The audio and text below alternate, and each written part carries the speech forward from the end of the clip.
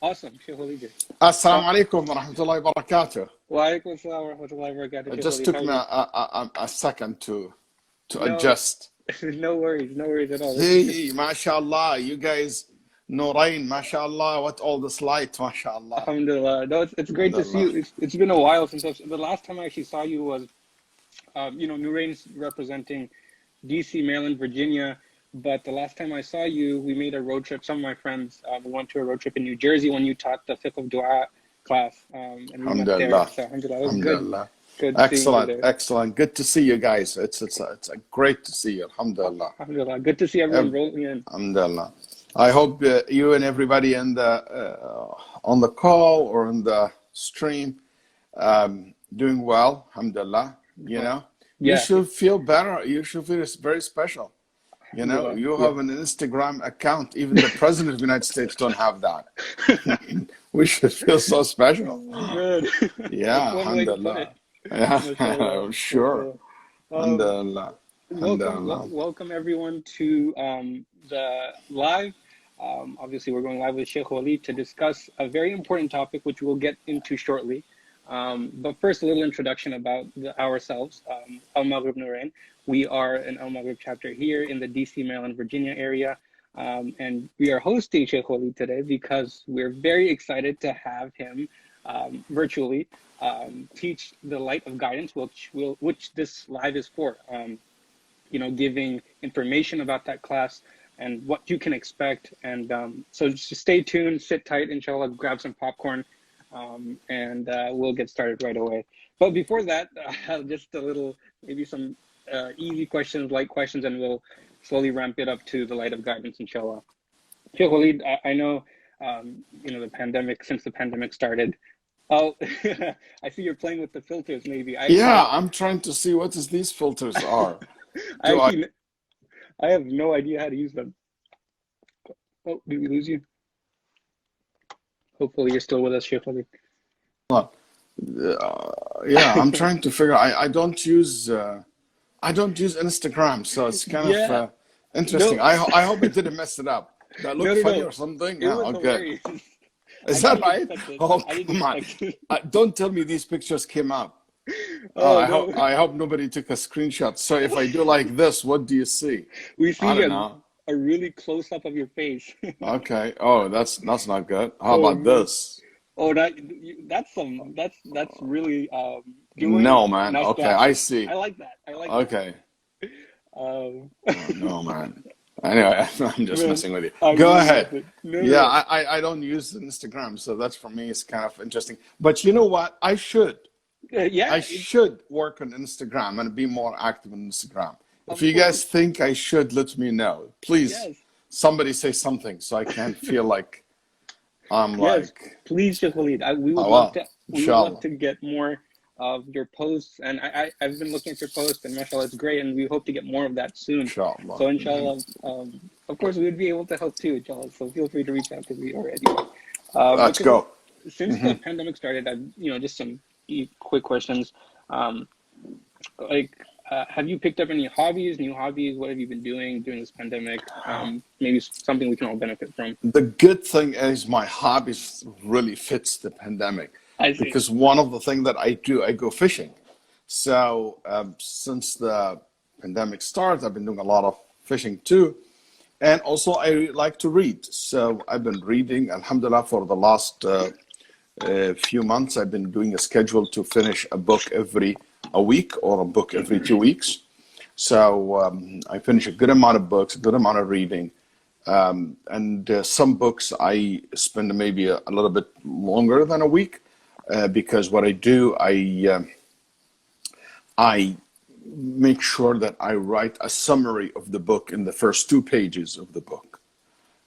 So I do a lot of like review to the books. Some of these books were very interesting, and all unfortunately, fortunately actually, it's in Arabic.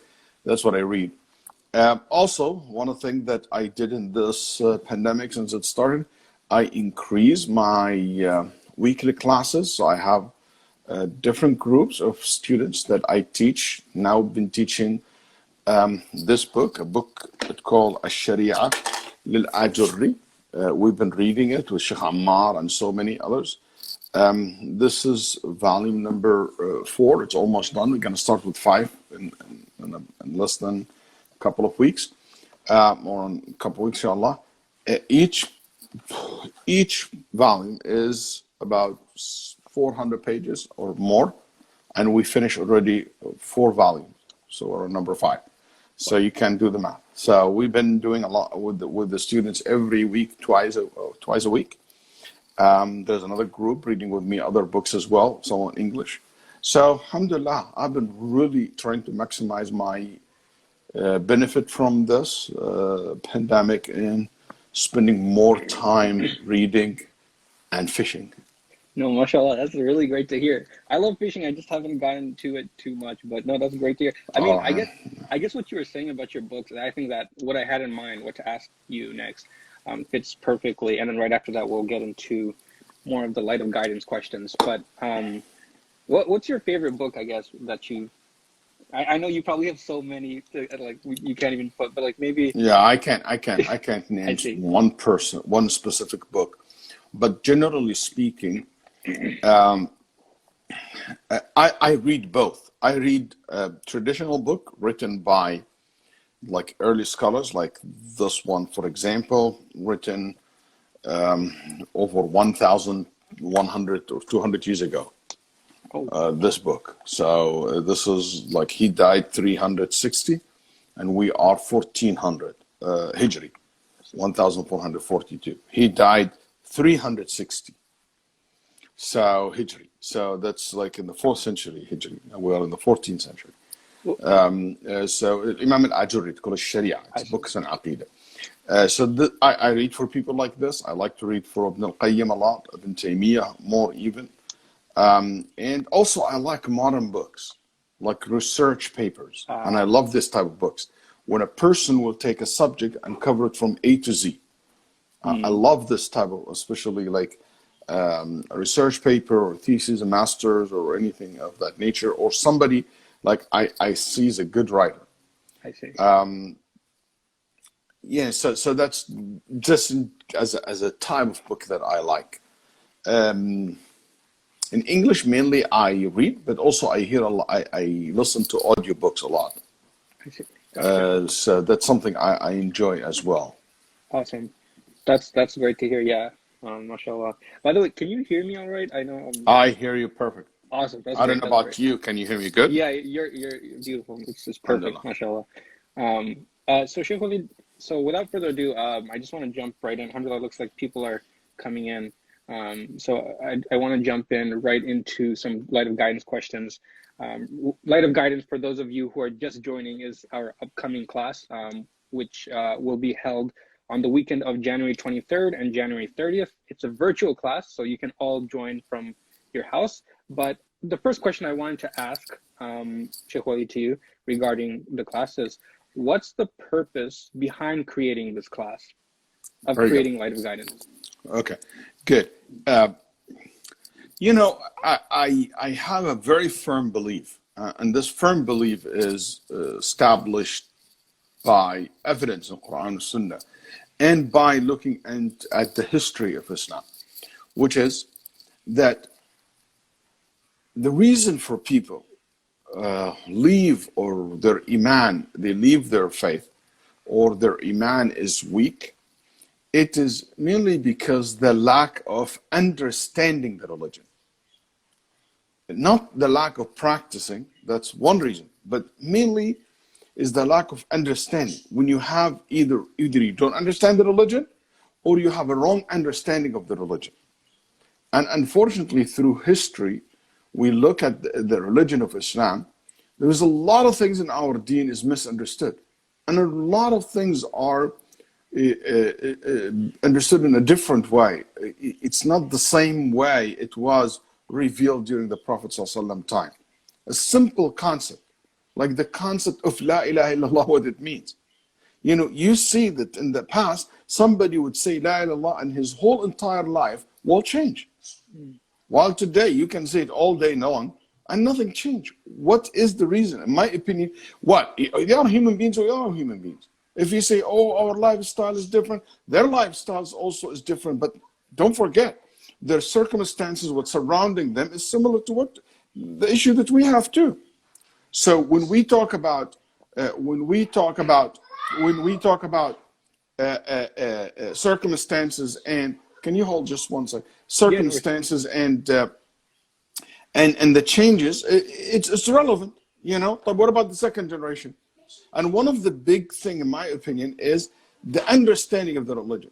The Sahaba radiallahu anhum never understood that there is something called Islam, which is just the words that you say, La ilaha illallah. La ilaha illallah always meant for them belief, a firm belief that lead to action. We never heard in the Sahaba radiallahu anhum time that somebody would understand that Islam, it doesn't have anything to do with my character, or it doesn't have to do with the way I live my life, or how I deal in my with my money, or separating the religion from life. You know, nobody understood that the religion is an obstacle or something complicated. There is a big difference between the understanding of the deen and and that can go into the basics, going all the way up to some of the branches of the Sharia. Going back to the point, so why?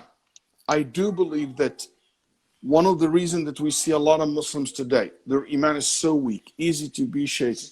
You know, anybody get any doubts, any shubha, any doubts about Islam, oh my God, we need to know how to refute that. You know what? When you are Muslim and your Islam is strong and your deen is solid, I don't care what shubha you come with, whatever, you know, doubts that you bring, whatever question that you have. Even if I don't have an answer for it, this faith will not be shaken. Why? Because it's so solid inside my heart. So that's the result of understanding the religion correctly. And that's something I focus a lot in this course, is to build that yaqeen, that you're certain about your life. That's what you call tawheed. That's what you call aqidah. So this course is focused on at-tawheed, which is the essence of our deen, the essence of our belief as Muslims. And you will be surprised how much the message have changed. How much the message have changed. You need basic things. Sahaba radiallahu anhum and the tabi'een and the ulama through history, it was very clear for them. For example, whenever you want to pray to Allah subhanahu wa ta'ala, you just pray to Allah Azza wa Jal. You don't need anything in the middle. We're not Catholic. We need a priest in the middle, or we need a saint, or we need some connection to connect me with Allah. You know, and you will be surprised how this happened, how this change happened to the Ummah of Muhammad sallallahu alaihi wasallam, where people lost that strong connection. What happened to the issue of tawakkul, when you put your trust on Allah subhanahu wa ta'ala and depend on Allah Azza wa Jal? How the Ummah became so lacking onto this. You know, great, and it can be manifested in many different levels. And that's something also, it's interesting in this course, that I bring the basic, but also I show the manifestation of it in our daily life. Like I give you example. See how often we refer the favor to other than Allah. Like for you, it became something so common for our culture today, especially those who lived and raised and born and raised in Western culture. Allah subhanahu wa ta'ala is not the first thing come to mind when you be grateful for. You're always grateful for materialistic things. You always think about the means that, you know, it's because of this, I would say, because of this happened. When I do this, this will happen. But that's actually Tawheed teach us now. That it is because of Allah Azza wa Jal. Allah, the first thing comes to your mind. And the more you understand the Tawheed, the more Allah subhanahu wa ta'ala became the one that comes to your mind first before anything else. Anything else. Because you set the frame correct, where you see the lens that you put to see and to understand the religion is correct. Anyway, it just there is a lot of so one of the things that I really want to achieve is to the issue of making sure that to strengthen our iman, strengthen our connection with Allah subhanahu wa ta'ala, have a correct understanding of what this Tawheed is, what's this Islam based on, what's the pure message of the Nabi sallallahu alayhi wasallam was. So that will give us that strength to deal with the doubts and the shubuhat that we deal with today. I don't think that the problem is how strong the doubts and the points that the enemy of Islam or the people who reject Islam bring against Islam. I think the problem is we are so weak. So any push that just make us fall in our face. And the other thing is help us to set our priority correct in da'wah. I'm priority correct when we deal with our children. What do we teach our kids? You know, what's the point if I teach my kids as-salah and never taught them Tawheed? I'll never forget. I was doing Umrah. We had a Maghrib Umrah trip. And a person came with us. And the person came to me and he said, Sheikh, I'm going to tell you something, but please don't be angry at me. I said, go ahead. Don't worry. He said, this gentleman is older, okay? Definitely above 40s. Okay. He said, don't be angry. He said, just give it to me, man. What do you have? He said, Sheikh, I don't love the Prophet. I came with you guys to Medina searching for a reason why I should love the Prophet. Wow. SubhanAllah. I came to Umrah only to find a reason why should I love Allah and should love the Prophet. Yeah, I understand loving Allah and a little bit, but the Nabi said, I don't have anything in my heart. And I know it's wrong, but I don't want to lie to you, Sheikh. Alhamdulillah, in the end of the Umrah trip, he changed and he told me that. And we still have connection together. But the point is, you know, he is honest, you know, because he never was taught why should you worship Allah? Why you should love the Prophet and how? And how this can be established. You know, so this is like some of the stuff that we make sure that this course really help you as an individual in your deen, your iman, in your da'wah, in your work, in your dealing with people. Like, it is sad that when we invite people to Islam, we invite them to, we don't even know how to invite them to Islam. Like, I saw some of the brochures. It says, what is Islam? Is to believe in La ilaha illallah. Then they said, what's La ilaha illallah? La ilaha illallah, to believe that Allah exists. Or God is the creator of the world.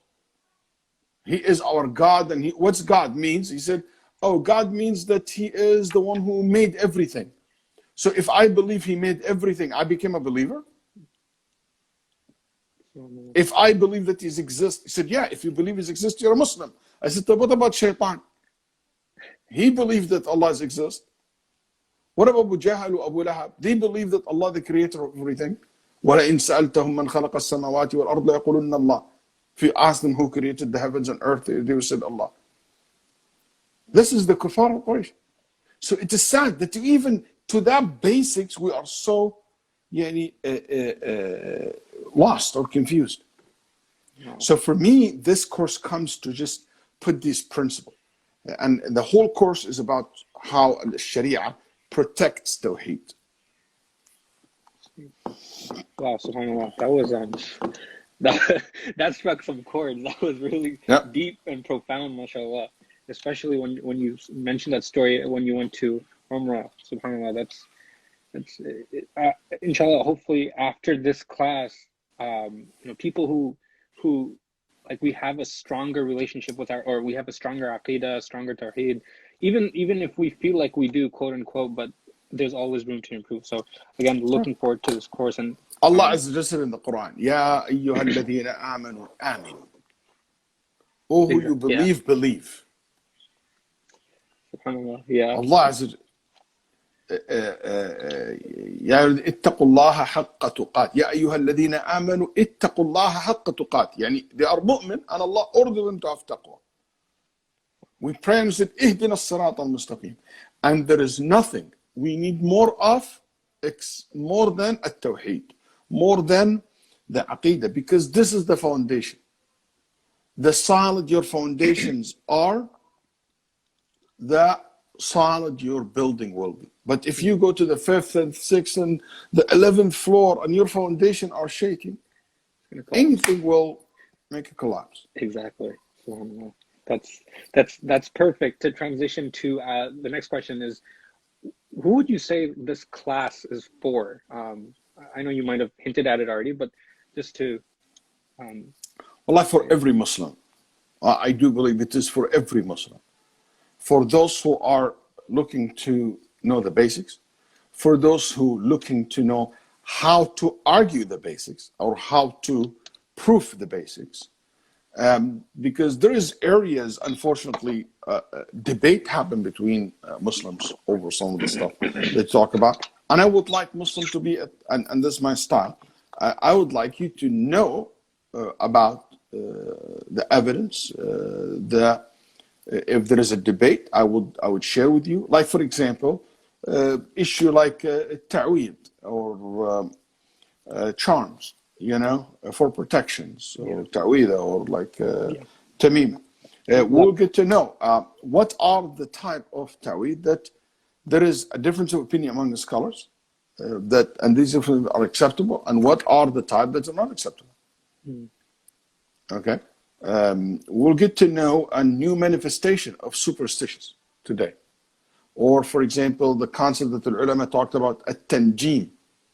At-tanjim, which is basically when you believe that the stars have influence on you.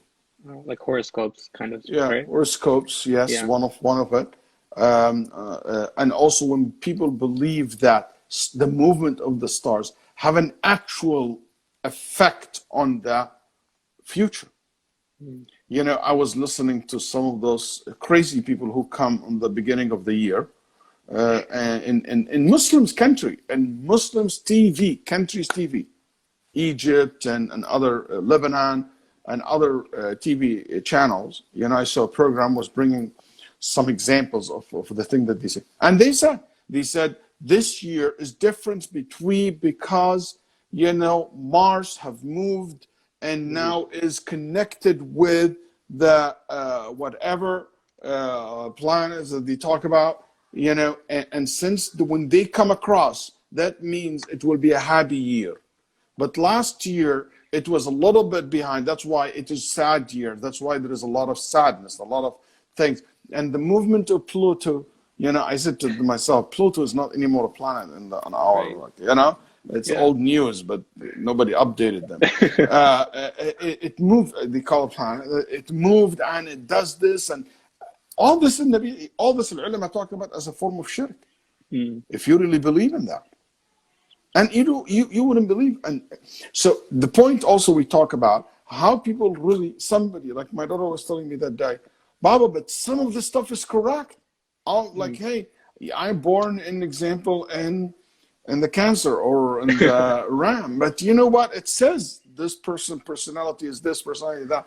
Is that true? You know, so I say why some of the stuff can happen and how it happened, how to deal with it. You know, like for example, a doctor called me and he said, is anything in Islam telling us when it's full moon, people are in a bad mood? I see.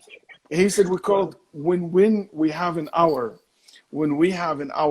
class or our clinic, people acting funny, we know it's a full moon. And guess what, Sh Waleed? Always it's full moon. Okay? So I believe me, there is a research done by Mayo Clinic. Oh, if the movement of the moon affect the fluid in your body, okay, and when your fluid in your body get hydrated and less, that actually affects your mood. But they debunked this and said all this is not true. There's no proof for it. So they rejected that. They said it's not. There's no proof, nothing to prove that, because that's a theory people have. So we differentiate between this. Then we talk about something important. SubhanAllah, part of the Tawheed, that it says that Tawheed is a form of minor shirk in Sharia, is when you believe in something as a mean for something else, and that means is not considered a means by evidence of Quran Sunnah or by science.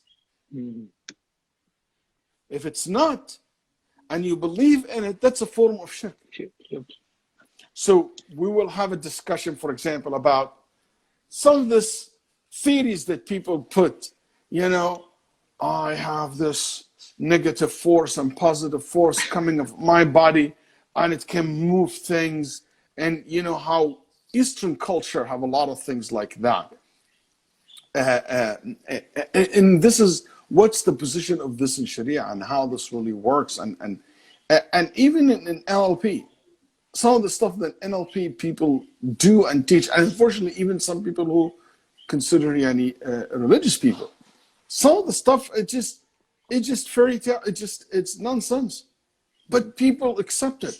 SubhanAllah, Tawheed make you immune to that, and make you accept it. Like, oh, you do this and I can control your thoughts. No, you can't.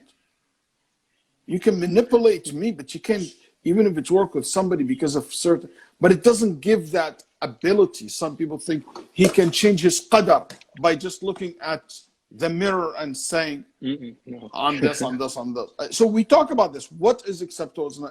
And it's that always a hot topic to discuss. Yeah. So anyway, so we talk about a lot of things. We talk about a lot of act of worship that people do as well in today, like in dua and tawassul, and we talk about sujood li ghayrillah. Type in my martial art, my kids just came from the martial art. Oh, really? And they were showing me there. Yeah. So is this going like this? Is that haram? Is that ruku'? Is that kufr? Is that shirk? What about some culture they kiss the feet of the mother? Is that good? So you will. One of the things that I care about teaching you tools.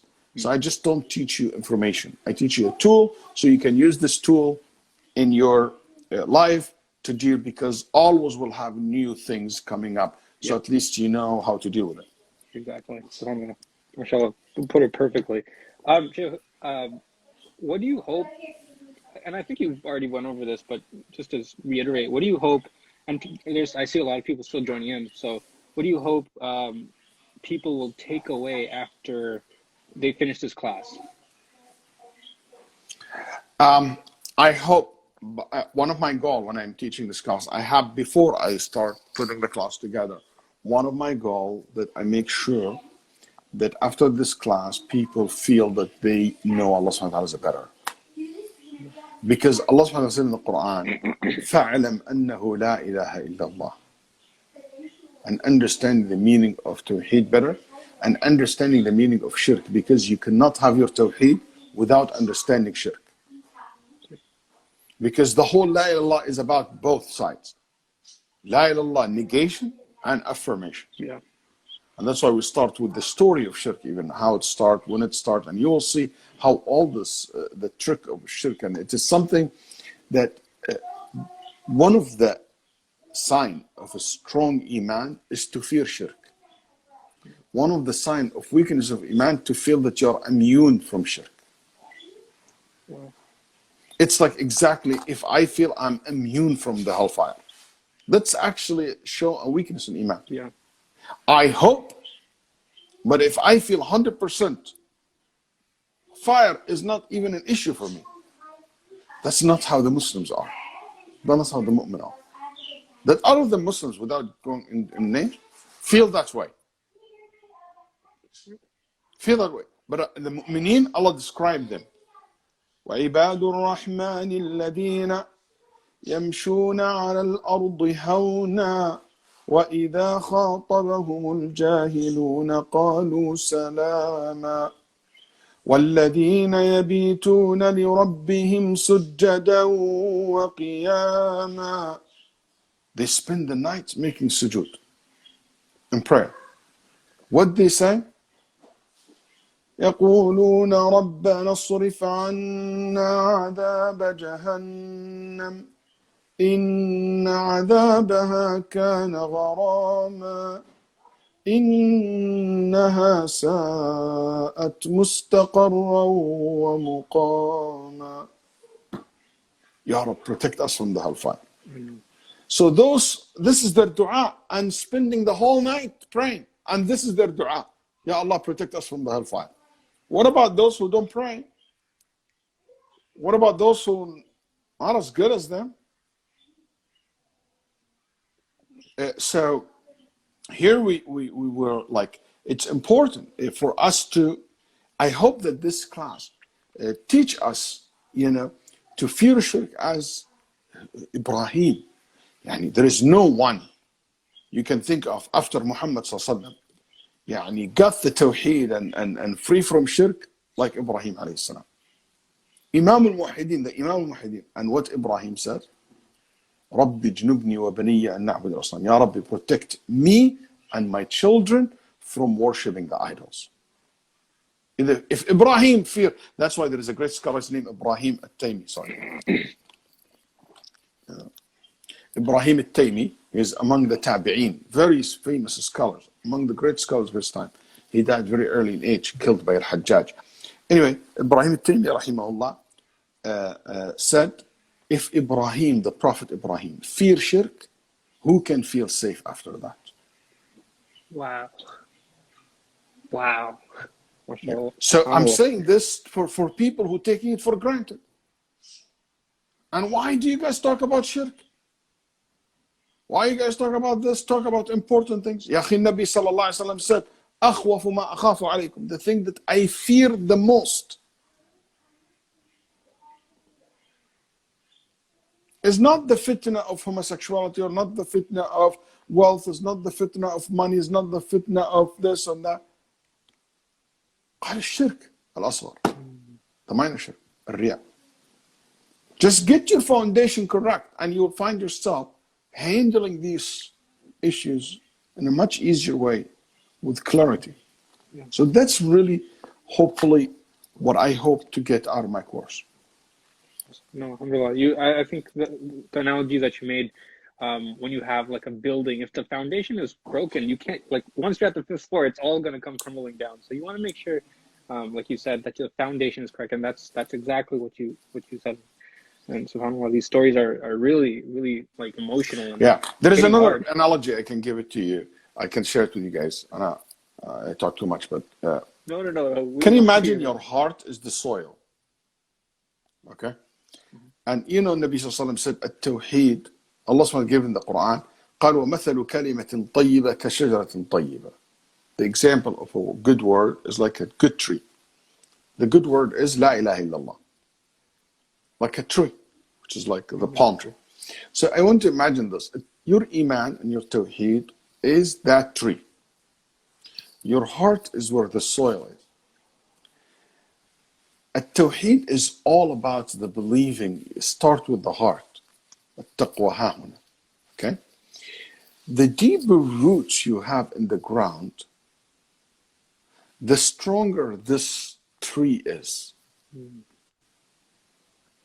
Can you imagine a tree where all the roots are outside or very shallow? Or let's say you want to put a foundation, okay, a stick on the ground. And what you put in the ground, that much inside the ground. Anything can knock it down, that's right? Yeah. But if you put that big, like huge, like 1/4 of it on the ground, it's very solid. The roots goes all the way deep. So the deeper in your heart your iman is, your jawarih, your limbs, your outside will be strong. Your ibadat will be better.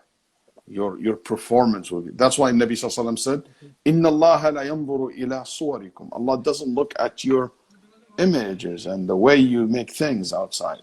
He looks at your heart to see if this heart filled with iman or not. I know. Wow.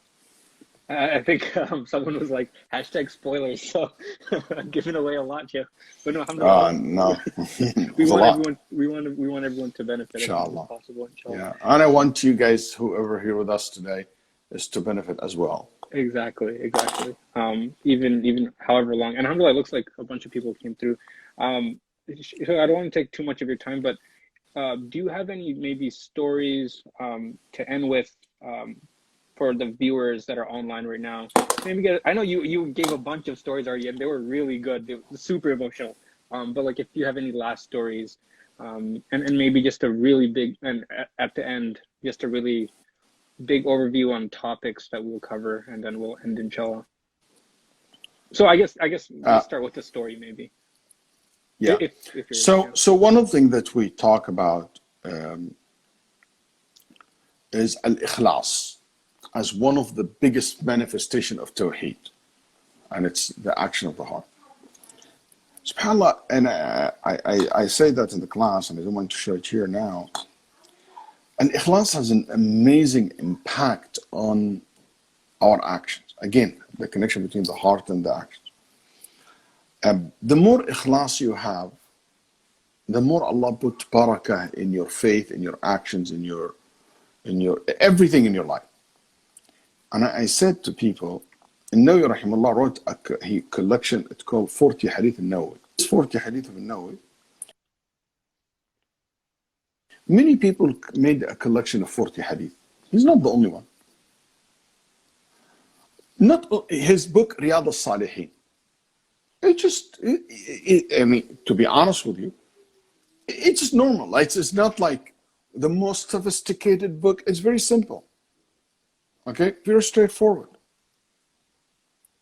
But these two books, I would assume, I would claim, that among the most popular books in the world, the most printed books in the world, the most downloaded books in the world, the most read book in the world. It's unbelievable. What made it so popular? I think it has to do a lot with the ikhlas of Imam Nawawi rahimahullah. I'm saying this for those who pay people to like their posts. Okay? I'm not saying anything, but I mean, like, you know, this is like, he done nothing. But it's that heart, the purity of that heart. Once Nawawi rahimahullah was praying in the night, and a thief came to his house. He couldn't find anything. Nawawi was a single man. He couldn't find anything worth taking, except he found the shoes. So he took the shoes and he left the house. And Nawawi rahimahullah felt that there's somebody inside the house. And by the time he finished the salah, the thief left the house. So the thief was walking and Nawawi running after him. The thief thought that he want to capture him. So the thief running and Nawawi running after him. And Nawawi said, "These pair of shoes are yours as a gift. Please say, I accept." He wanted the thief to say, I accept. Because if he said, I accept, this will be a gift. If he didn't say, I accept, it will be a stealing. So Nawawi rahimahullah want to correct the transaction from haram to halal. Because he doesn't want that thief to be sinful and go to hellfire over a pair of shoes. And it is his, or he has to do with it.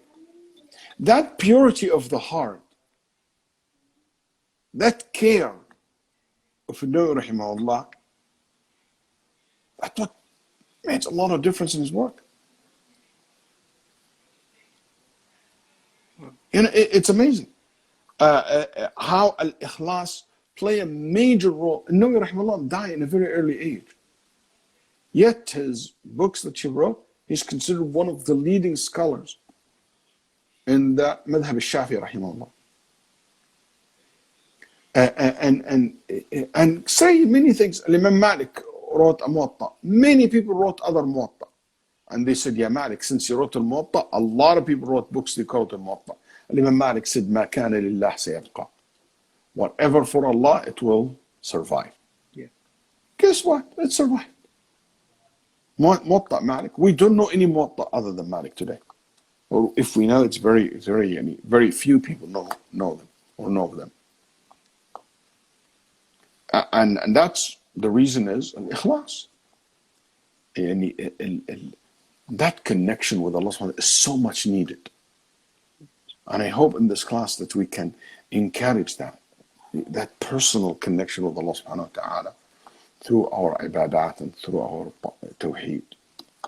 Well, Jazakallah khairan for that, Sheikh. And Sheikh, just to close off, if you have any last words and what we're going to cover, or if you want to leave the viewers with something just to go home with until before we start our class.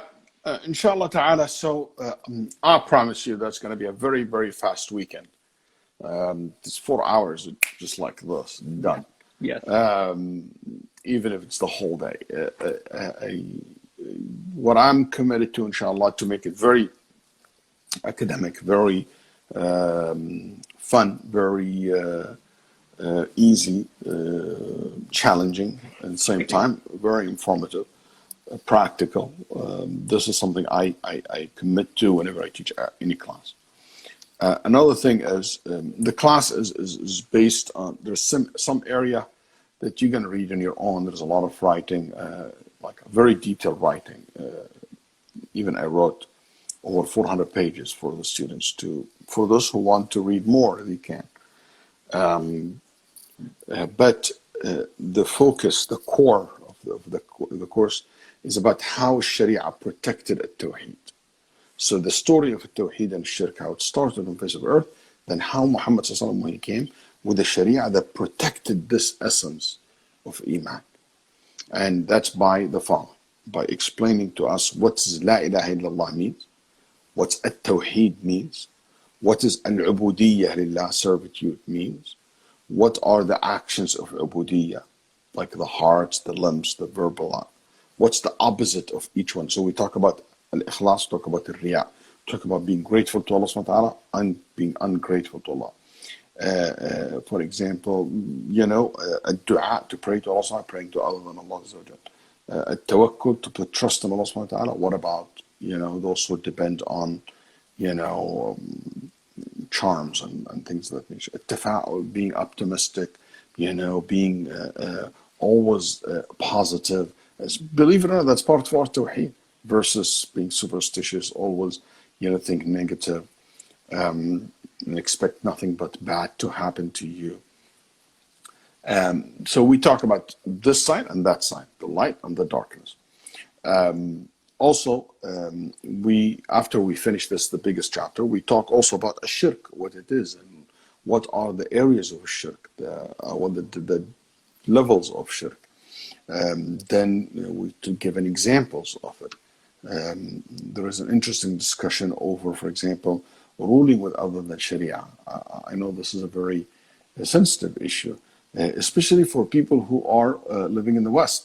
Is it any form of shirk, for example, to be a lawyer, to be a judge, to be in a non-Muslim court, or a Muslim country ruled by other than Islam, like what most Muslim countries are today?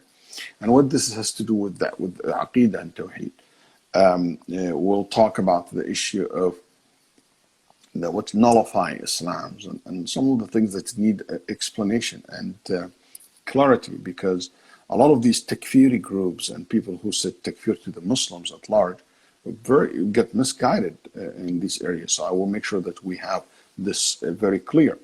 Then we will follow that with analyzing the reasons for shirk in relation to the nations before Islam, than the previous nation that the Quran spoke about. Why? Because Allah wants us to be aware of what have led them to fall into shirk, so we will be aware of it. Then we talk about also in our modern day, in our ummah, what are the things that the Nabi Sallallahu Alaihi Wasallam talked about that is not shirk, but also it will affect the perfection of your tawheed. So it's not kufr, it's not shirk, but that will not go along with a perfect tawheed. And guess what? Having a perfect tawheed is not just a recommended act, it's a must, it's wajib. It is wajib upon you to perfect your tawheed. It's not just recommended act. And it's a sin if you don't perfect your tawheed. And we'll talk, for example, like that's why Sharia said, you don't make an oath with other than Allah. لا تحلف بغير الله. Sharia came and said, Yeah, for example, don't say he is the king of the kings, because that only goes to Allah subhanahu wa ta'ala. Yes. So these are, it's not about shirk, it's not a shirk, but as much as it doesn't fit the perfection of Tawheed. Okay, don't curse the time. Like now we said, what a 2020 is an evil year. Is a stupid year. Astaghfirullah. That's haram. Okay, because time does not do anything. Time is where things happen. Yeah. So if you say the stupid things, blah blah blah blah, that means you are attributing this to the qadar of Allah Azza wa Jalla. That's why it's haram. So you have to be careful. So that doesn't fit the perfection of Tawheed.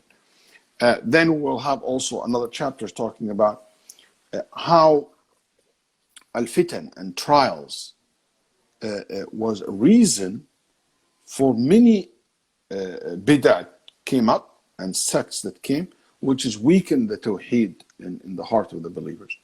There is also a chapter about al-bid'ah, innovations in religion, and how innovation in religion is one of the main reasons for a Tawheed to be weak and to promote a lot of practice of shirk, unfortunately, in the Muslim world today. Then in the end, there is 10 guidelines for those who study Tawheed and study the concept of Tawheed and Aqidah. So that's the whole course. And if you notice, all these areas, the chapters I mentioned, are all about protecting the Tawheed itself. Awesome. Wow. Subhanallah. That's as you all can see, or what you've heard, inshallah, during this class, it's going to be action-packed and it's so much content, inshallah. So we really hope that you all can join, and Jazakallah khairan, Sheikh Waleed, for joining. I hope that, inshallah, you will continue posting on your Instagram so we can all benefit from your posts. Inshallah, Awesome. I'll be back to it. Sounds good. Awesome. Excellent. Awesome. Jazakallah khair. Thank you very much. And everybody have a good night and stay safe, guys. Jazakallah khairan. Assalamu alaikum. Thank you for having me. Yep. Jazakallah. So there you have it, everyone. That's the end of our live. Inshallah, if you haven't already, please go register at almaghrib.org/Nurayn. The Light of Guidance class with, I don't know why I'm moving these pencils and pens around so much, but the Light of Guidance class will be held, I'm blanking out. Okay, sorry, January 23rd, the weekend of January 23rd and the weekend of January 30th. So if you haven't already, please go register. I see Zain has already put a link over there. I don't know if it's clickable, but inshallah, if you can take a screenshot of this and register soon, we hope to see you there. And with that, jazakumullah khairan, everyone, for joining. Until next time, assalamu alaikum wa rahmatullahi wa barakatuh.